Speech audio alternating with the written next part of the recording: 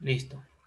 Entonces, hablando directamente de la colonización, podemos decir que en aquel entonces los dos grandes países o reinatos, potencias en aquel entonces fue España y fue Portugal. De poco en poco los otros reinos también empezaron a expandirse en América, pero en un principio los dos, tanto españoles como portugueses, fueron los que reinaron en la navegación del siglo XV. Vemos acá que empieza en el tráfico europeo de esclavos y esta empieza en la Edad Media y duró prácticamente todo el siglo XV hasta casi el siglo XVIII. Los portugueses incursionaron a la costa occidental de África para llevar esclavos a la península ibérica. Ya vamos a ver por qué razón empezaron a exportar esclavos. Otras potencias participaron en este negocio que tuvo dos etapas, como por ejemplo la holandesa e inglesa. Vamos a abarcar aquí un primer sistema o un primer periodo. Vemos que entre los años de 1502 y 1580 se da este proceso de tráfico de esclavos, todo hacia las colonias españolas y portuguesas. Vemos acá que los portugueses compran, capturan a los esclavos y así crean un monopolio, porque el comercio de esclavos fue unas bases importantes dentro de cada reino, porque movía muchas cantidades de capital. Vamos a aceptar a dos estudiantes más. Vemos acá que los portugueses se dedicaron prácticamente a esto.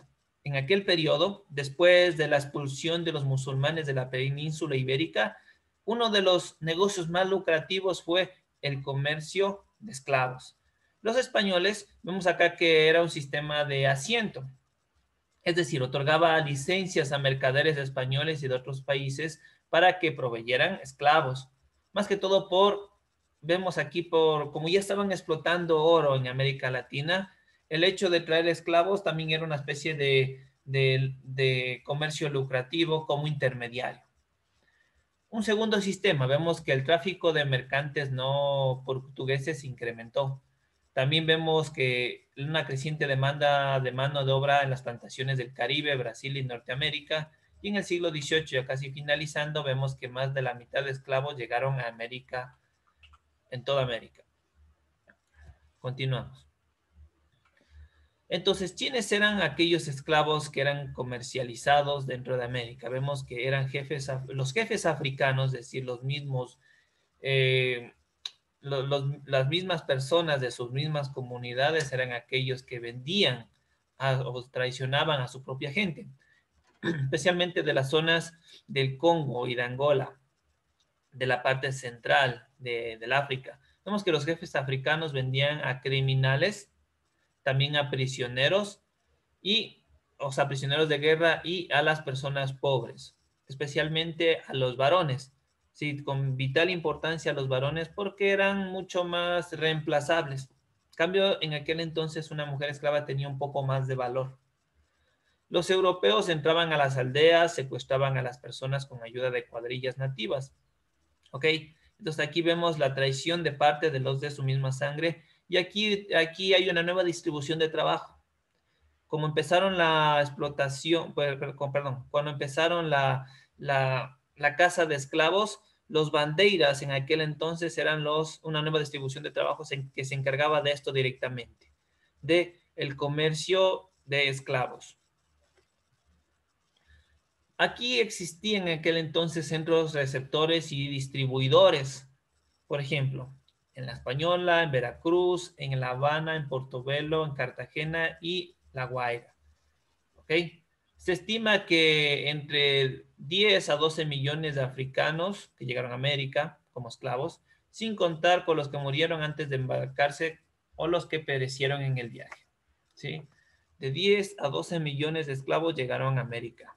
Muchos de ellos perecieron en las minas, en la creación de líneas ferrocarriles y muchos por las enfermedades y las pésimas condiciones de vida, especialmente la de los varones.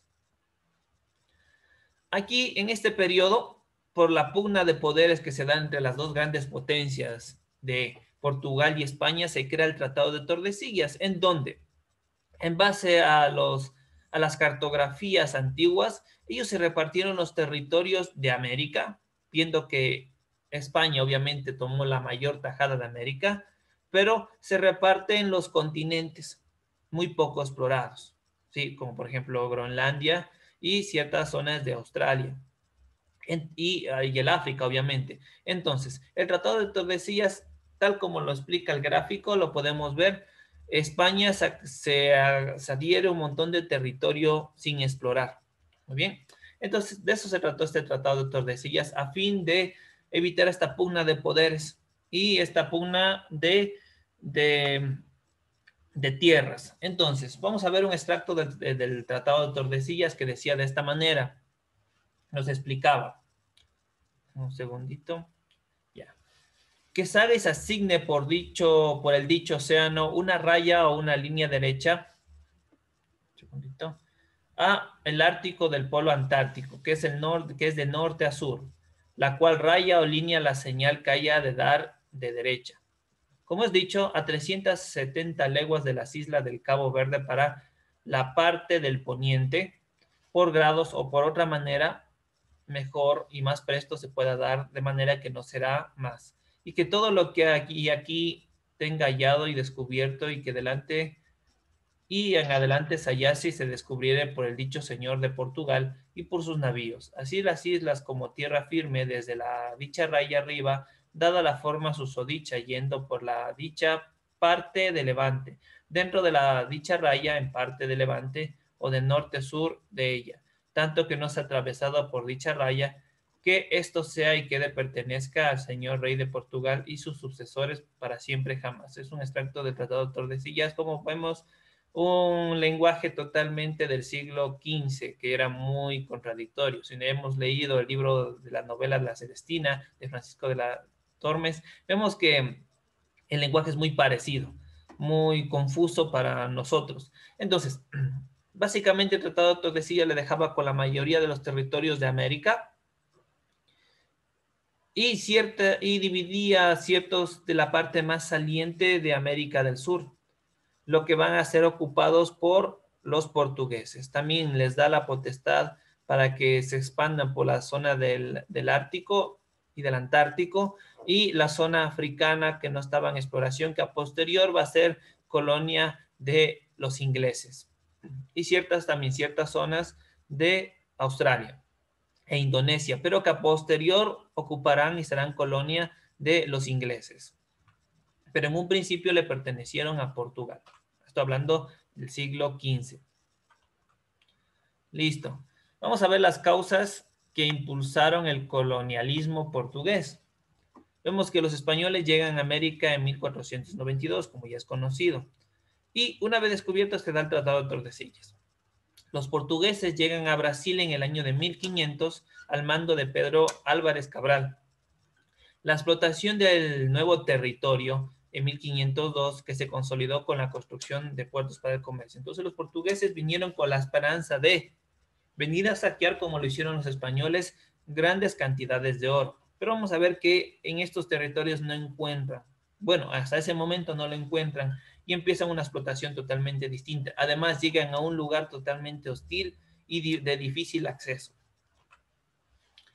La corona vio la oportunidad de tener más ingresos comerciando maderas, extracto de árboles. Los portugueses se propusieron combatir las ambiciones españolas y francesas de ese territorio.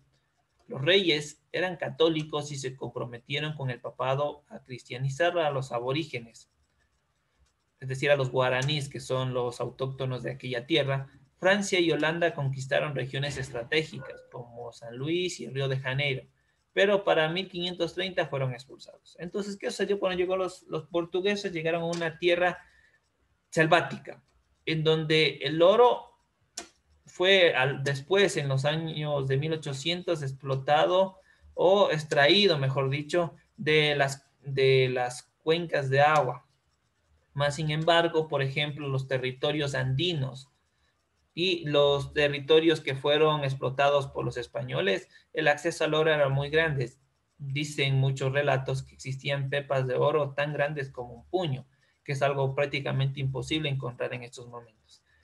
Pero entonces, viendo esta necesidad, ellos empezaron a explotar los recursos naturales y luego a posterior empezaron con el sembradío de caña de azúcar. Y casi a los años de 1800 empezaron con la explotación de café, de los granos de café. Vemos acá que a mediados del siglo XVI que llegaron, bueno, que se plantó bien la línea de Tordesillas, organizaron el territorio en capitanías generales. Sí.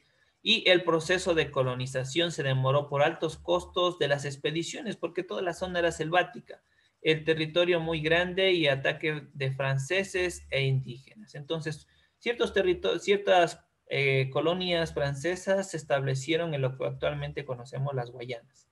Bien, y además por el impedimento selvático y también el impedimento humano de los indígenas guaraníes de aquel entonces. Pero aún así se pudieron establecer varias capitanías. Vamos acá, que los ciclos económicos que marcaron esta época fue la extracción de madera y ciertos pigmentos de madera. Vemos acá que aquí aparece el brazo, que será clave para el futuro nombre de Brasil. El brazo, que es un extracto de madera, servía para teñir las textiles por su coloración rojiza. Tenía aceptación en Europa, pero la disminución de los viajes y la excesiva tala de estos árboles elevaron su precio.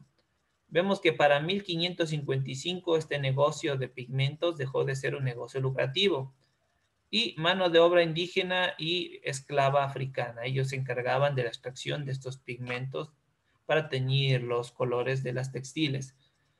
Acá tenemos el palo de Brasil. Sí, el nombre de Brasil proviene del brazo, la tinta de color rojo intenso que se obtiene de la madera del árbol, y la pitanga, desde la llegada de los portugueses en 1501 a la costa atlántica de Sudamérica. Estos se interesaron en este abundante árbol que lo llamaron pau do Brasil, sea palo de Brasil o palo de tinta, donde tomó su nombre la tierra de Brasil. Por la importancia de dicho árbol, por su importancia para Europa, el palo de Brasil fue excesivamente talado y en el siglo XVIII descendió drásticamente la explotación de este recurso. Luego empezaron con la explotación de caña de azúcar. Aquí vamos a enfocarnos en el monocultivo que se dio en estas tierras de la caña de azúcar, más que todo por la experiencia en las islas atlánticas o islas de la zona de Indochina, como de Indonesia. En aquel entonces les pertenecía a las colonias portuguesas.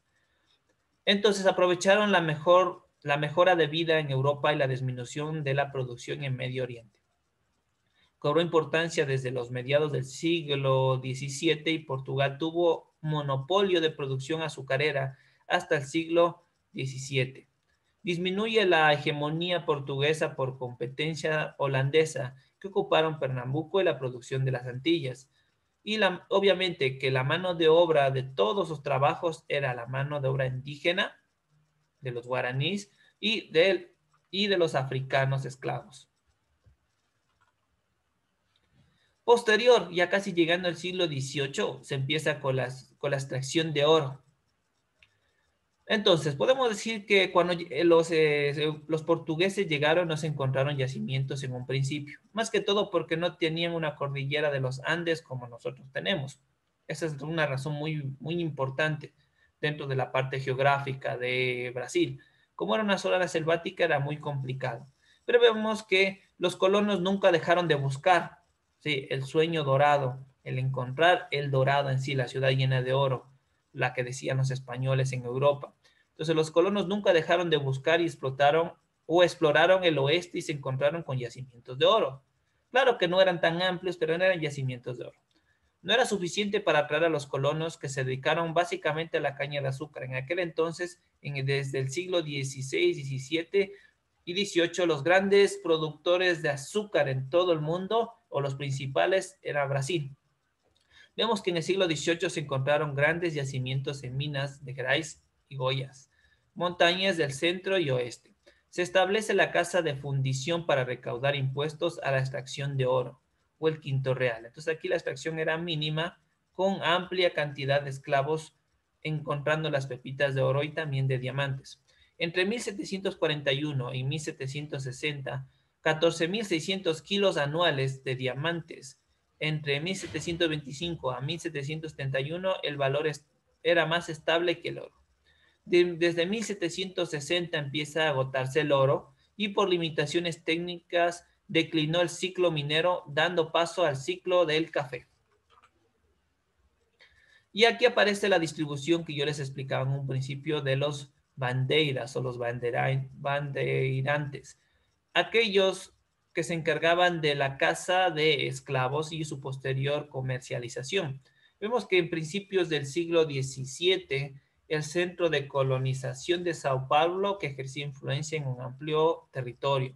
También vemos que la economía en aquel entonces en Brasil, las plantaciones de la caña de azúcar era menor medida que la ganadería o la mano de obra aborigen esclava.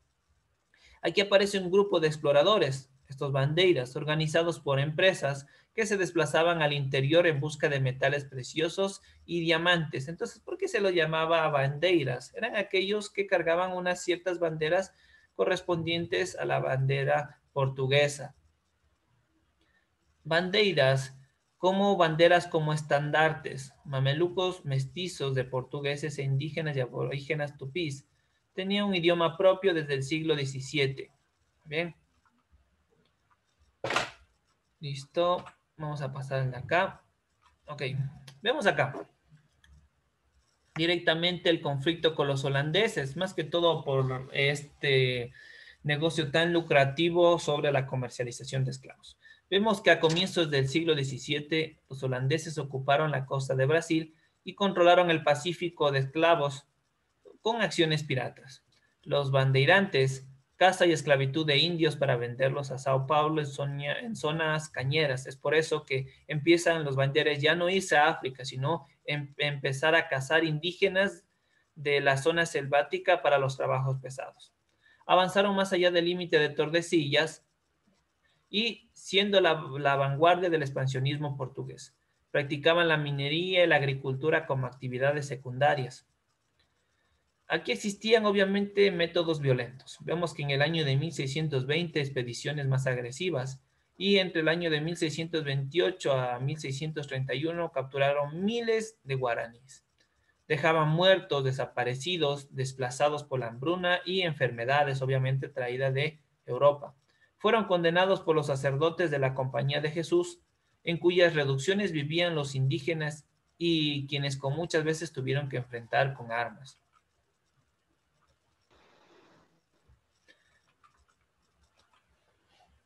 A pesar de que fueron considerados crueles piratas de la tierra en los países de latinoamericanos, en Brasil los bandeirantes son reconocidos por haber expandido las fronteras de Brasil hasta las actuales, más allá del Tratado de Tordesillas, hasta que en 1641 los guaraníes lograron detenerlos por un buen tiempo en la batalla de Monroe. Vamos a hablar de la colonización española y portuguesa y vamos a establecer semejanzas y diferencias. Entre las semejanzas vemos búsqueda de nuevas rutas comerciales y mercancías de materias primas. Implantaron sistemas de explotación de recursos naturales con mano de obra indígena y esclava africana, refiriéndonos a la colonización portuguesa, ¿no? Búsqueda de metales preciosos más fructífera en las colonias españolas. En Brasil fue en cambio más tardía. Otras similitudes vemos que el monopolio comercial, las colonias solo podían comercializar con sus metrópolis, es decir, Portugal con Portugal, España con España. Economías poco diversificadas que dependían solo de una sola actividad. El mestizaje como consecuencia de los conquistadores y los colonos no emigraban a sus familias, sino que se quedaban en el territorio. La cristianización y la evangelización como mecanismo de organización de la mano de obra indígena y el expansionismo territorial que cada uno lo hizo. Vemos las diferencias de la colonización española y portuguesa. Vemos que en la colonización española los conquistadores, ¿sí?, vinieron, o bueno, conquistaron civilización indígena avanzadas, ricas en metales preciosos y piedras preciosas, tanto en México y en Perú, estos dos grandes imperios. La colonización del resto del territorio se basó en la economía de la plantación, ¿sí? Y también las nuevas distribuciones de trabajo, como las mitas y los obrajes. Dividió sus territorios en virreinatos gobernados por funcionarios en representación del rey. Sí, llámese virreinato del Perú o virreinato de Granada. Vamos a hablar sobre la colonización portuguesa. Vemos que, en cambio, acá los portugueses, cuando llegaron a los territorios del actual Brasil, el territorio que le correspondía a Portugal era más difícil de explorar. Durante casi medio siglo se dedicaron a la agricultura en la costa. Capitanías generales con atribuciones militares para la defensa en ataques piratas y la reducción de indígenas rebeldes.